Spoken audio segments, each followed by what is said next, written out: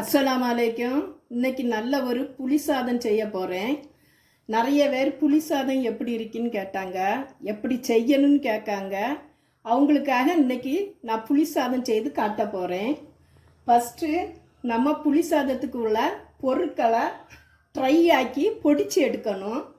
First நான் மிளகு சேர்க்கேன். Table ஸ்பூனுக்கு 2 ஸ்பூன் மிளகு. இதை நல்லா வறுத்து எடுக்கலாம். இப்படி நல்லா பொட்டுன உடனே மிளகை நம்ம எடுத்துடலாம். இதை ஒரு தட்டுக்கு மாற்றிடலாம். அடுத்தது டீஸ்பூனுக்கு 2 ஸ்பூனு கருப்பு எள்ளு, நல்ல சுத்தமான எள்ளு. இதையும் நம்ம வறுத்துடலாம். எல்லாமே தனித்தனியாக தான் வறுக்கணும். சிம்மில் வச்சு பொறுமையாக வறுத்து எடுக்கணும். அப்போதான் அது நல்லா பொரிஞ்சு நல்லா இப்படி பொரிஞ்சு நல்லா வறுத்து இதையும் ஒரு அதே தட்டுக்கு நம்ம மாற்றிடலாம். இப்போ கடுகு, அதே டீஸ்பூனுக்கு 2 ஸ்பூன் கடுகு.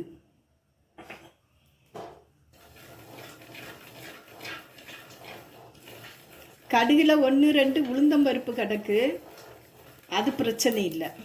கடுகு இப்படி பொட்டணும். இப்போ இதே அதே தட்டுக்கு நம்ம மாற்றிடலாம். டேபிள் ஸ்பூனுக்கு 1/2 ஸ்பூன் வெந்தயம். இதையும் நல்லா ப்ரௌன் கலர் வர வறுத்து எடுக்கலாம். அப்போ தான் கசப்பு தன்மை தெரியாது. இதுவும் நல்லா ப்ரௌன் கலர் வந்து நல்லா பொட்டு கொடுக்குது. இப்போ நம்ம இதையும் அதே பிளேட்டுக்கு மாற்றிடலாம்.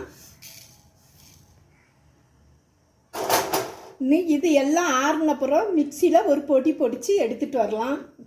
மிக்சியில் இப்போ நல்லா பட்டு போல் பொடிச்சிட்டு வந்துட்டேன். இதை அதே தட்டுக்கு மாற்றிடலாம். மண் சட்டி வச்சுருக்கேன். இதில் டீஸ்பூனுக்கு ஒரு 6 ஸ்பூனு நல்லெண்ணெய் ஊற்றுவேன். டீஸ்பூனுக்கு 3/4 ஸ்பூன் கடுகு.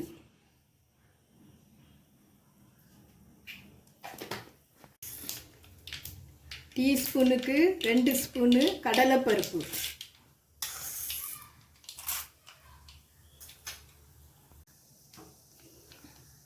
அஞ்சு வத்தல்.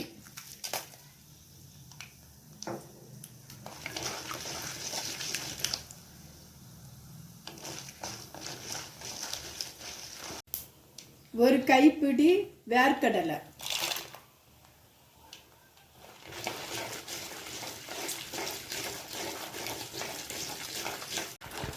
வேர்க்கடலை நல்லா பொறுமையாக சிம்மில் வச்சு வறுக்கணும்.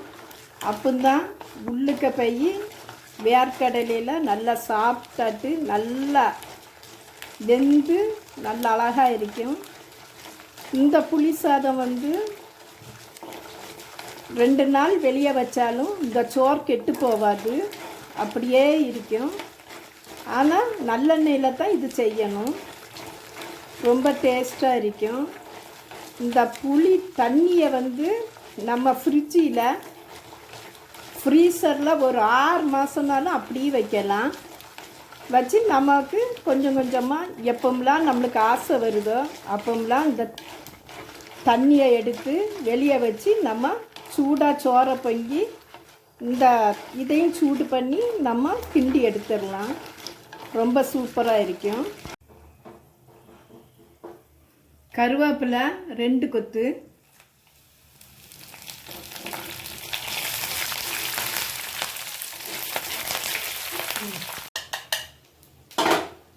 இப்போ நான் வந்து 400 கிராம் அரிசிக்கு 100 கிராம் புளியை கரைச்சி கட்டியாக எடுத்திருக்கேன். இதை இதில் நான் ஊற்றுவேன்.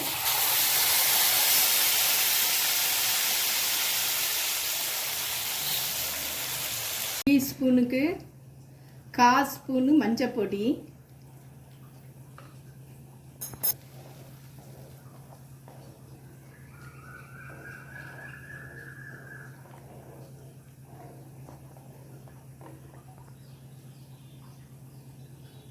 கல் உப்பு, 1 ஸ்பூன் கல் உப்பு போட்டிருக்கேன். சாதத்தில் நம்ம உப்பு போட்டிருப்போம், அப்புறம் பார்த்துட்டு 2ஆவது நம்ம போடலாம். டீஸ்பூனுக்கு நல்ல கோபுர மாதிரி 1 ஸ்பூன் காயப்பொடி,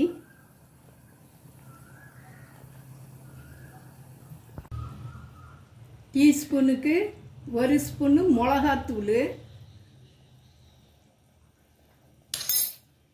இதையும் போட்டு நல்லா கிளறி விடலாம். நான் காஷ்மீரி சில்லி பவுட்ரு தான் போட்டிருக்கேன், அதனால் உங்களுக்கு உரைக்காது. காஷ்மீர் சில்லி பவுட்ரு இல்லாட்டா சாதா சில்லி பவுட்ரு 1/4 ஸ்பூன் போடுங்க. இன்னும் இது எல்லாம் நல்லா கொதித்து ஒரு பேஸ்ட் மாதிரி வரட்டு. இப்போ மிக்சியில் ட்ரையாக பொடிச்சிருந்த இந்த பொடியை இந்த டீஸ்பூனுக்கு 2 ஸ்பூன் போடுதேன்.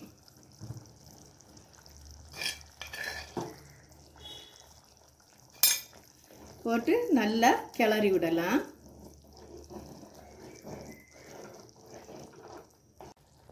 நான் வந்து ஒரு 5 கிராமில் கொஞ்சம் சர்க்கரை எடுத்திருக்கேன், நாட்டு சர்க்கரை. இது போட்டால் ஒரு டேஸ்ட்டுக்காக போடுறது. உங்களுக்கு இது வேண்டான்னா அவாய்ட் பண்ணிடலாம். நான் இது போடுதேன், எனக்கு இது ரொம்ப பிடிக்கும். ஒரு டேஸ்ட்டு வரும், ஒரு அரோமா டேஸ்ட்டு மாதிரி. புளிப்பு, துவப்பு, இனிப்பு 3 சேர்ந்து இதில் கிடைக்கும். அதனால் நான் இது போட்டேன். உங்களுக்கு வேணும்னு, உங்களுக்கு வேண்டாட்டா நீங்கள் போடாண்டாம். இன்னும் ஒரு 2 நிமிஷத்தில் இதை ஆஃப் பண்ணிடலாம். ரொம்ப கிளறி கொடுக்காண்டாம். இன்னும் கேஸை நம்ம ஆஃப் பண்ணிடலாம். இந்த பொடி போட்டு ரொம்ப கொதிக்க விடாண்டாம், கடுப்புத்தனை வந்துடும். கேஸை இப்போ நான் ஆஃப் பண்ணிடுதேன். இதுக்கு மேலே முக்கியமான ஒரு பொருள், கொஞ்சம் அதுக்கு மேலே நல்லெண்ணெய் ஊற்றிடலாம்.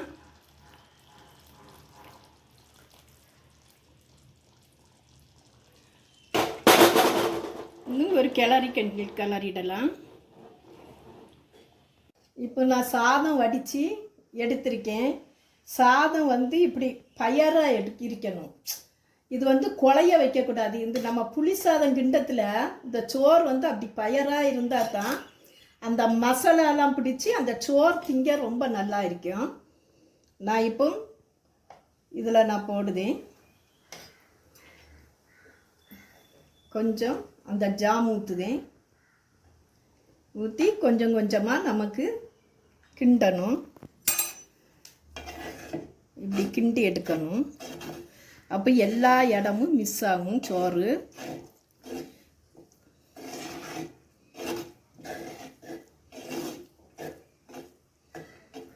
இன்னும் 2 ஸ்பூன் சோறு போடுதேன். இப்படி கொஞ்சம் கொஞ்சமாக போட்டு நமக்கு கிண்டி எடுக்கணும். அந்த கடலைப்பருப்பு, மிளகு எல்லாம் சேர்ந்து, வேர்க்கடலை, கடுகு எல்லாம் சேர்ந்து நல்லா சாப்பிடைக்கு ஒவ்வொன்றா பல்லில் படும். திங்க ரொம்ப டேஸ்டாக இருக்கும்.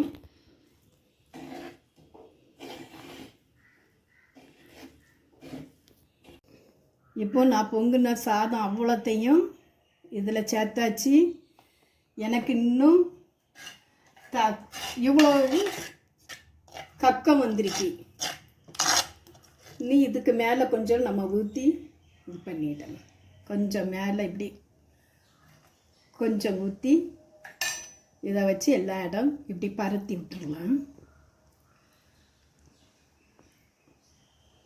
இப்படி பரத்தி விட்டுட்டு இதுக்கு மேலே கருவேப்பிலையை கொஞ்சம் தூவிடலாம்.